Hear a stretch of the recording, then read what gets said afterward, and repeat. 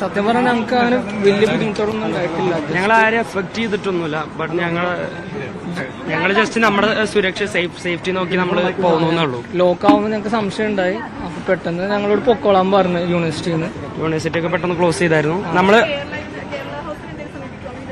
ഞങ്ങള് സുർജിത് ഭവനിലായിരുന്നു. പിന്നെ കേരള ഹൗസിൽ കുറച്ച് പിള്ളേരുണ്ടായിരുന്നു. ഞങ്ങൾ സുർജിത് ഭവനിലായിരുന്നു 2 ദിവസമായിട്ട്. അവിടെ നിന്ന് ഇപ്പോൾ ഇന്ന് രാവിലെയാണ് ഫ്ലൈറ്റ് എടുത്ത് വന്നത്.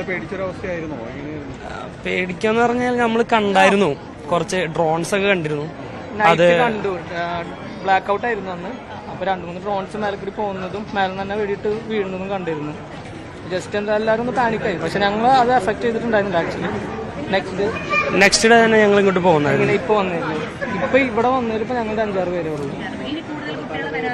കുറച്ച് പേര് ഗോവയ്ക്ക് ഫ്ലൈറ്റ് എടുത്തിട്ടുണ്ട്. അവർ ഇനി ട്രെയിനിൽ വരുമായിരിക്കും. പിന്നെ സ്പെഷ്യൽ ട്രെയിനിൽ കുറച്ചധികം പിള്ളേർ വരുന്നുണ്ട്. ഒരു 150ഓളം പേര് ഇനിയും വരാനുണ്ട്, വന്നുകൊണ്ടിരിക്കുന്നുണ്ട്. ഞങ്ങളുടെ യൂണിവേഴ്സിറ്റിയിൽ നിന്ന് തന്നെ 150ഓളം പേര് വരുന്നുണ്ട്. പിന്നെ കാശ്മീരിൽ നിന്നും ഉണ്ട്, അവിടെ കൂട്ടത്തിലുണ്ട്.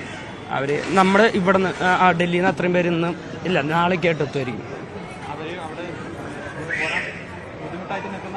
ഇല്ല, ബുദ്ധിമുട്ടൊന്നുമില്ല. നമുക്ക് അവിടെ നിന്ന് ബുദ്ധിമുട്ടൊന്നും ഉണ്ടായില്ല. നമുക്ക് എല്ലാവരും കുറെ പേര് ട്രെയിൻ പിടിച്ചിട്ട് തന്നെ വന്നു, പഞ്ചാബിൽ നിന്ന് ഡൽഹി വരെയും. പിന്നെ അതിന് വരാനുള്ള ബുദ്ധിമുട്ടുകൾ എന്ന് വെച്ച് കഴിഞ്ഞാൽ വേറെ പ്രശ്നങ്ങളൊന്നും ഇല്ലായിരുന്നു. അത് പിന്നെ സേഫ് ആണോ എന്നുള്ളൊരു കൺഫ്യൂഷൻ, വേറെ പ്രശ്നങ്ങളും. ഞങ്ങളിപ്പോൾ ഡൽഹി ഞങ്ങൾക്ക് ഓൾറെഡി നോട്ടിഫിക്കേഷൻ കിട്ടിയതാണ്. അങ്ങനെ എല്ലാം പോസ്റ്റ്പോൺ ചെയ്തായിരുന്നു. ഞങ്ങൾ സെക്കൻഡ് ഇയേഴ്സ്, ഞങ്ങൾ ഡെസർട്ടേഷൻ ചെയ്യുന്നവരായിരുന്നു. അത് ഓൺലൈൻ ആക്കിയിട്ടുണ്ട്. ഇനി ഞങ്ങളിപ്പോൾ ഈ അടുത്ത് പോകേണ്ടി വരില്ല. പിന്നെ എക്സാംസ് ഒക്കെ പോസ്റ്റ്പോൺ ചെയ്തായിരുന്നു. ഞാൻ തൃശ്ശൂർ. ഞാൻ സനൽ.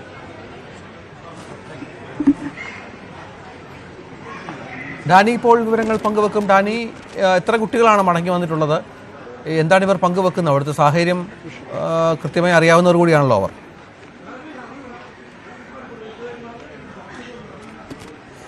തീർച്ചയായും രഞ്ജിത്ത്, കാരണം ഇപ്പോൾ നമുക്കറിയാം പഠിച്ചുകൊണ്ടിരിക്കുന്ന വേറെ, അതോടൊപ്പം തന്നെ സെൻട്രൽ യൂണിവേഴ്സിറ്റിയിൽ ഉണ്ടായിരുന്ന സാങ്കേതിക പ്രശ്നങ്ങളുണ്ട്. നമുക്ക് ഡാനിയിലേക്ക് മടങ്ങി വരാം അല്പസമയത്തിനകമെന്ന് കരുതുന്നു.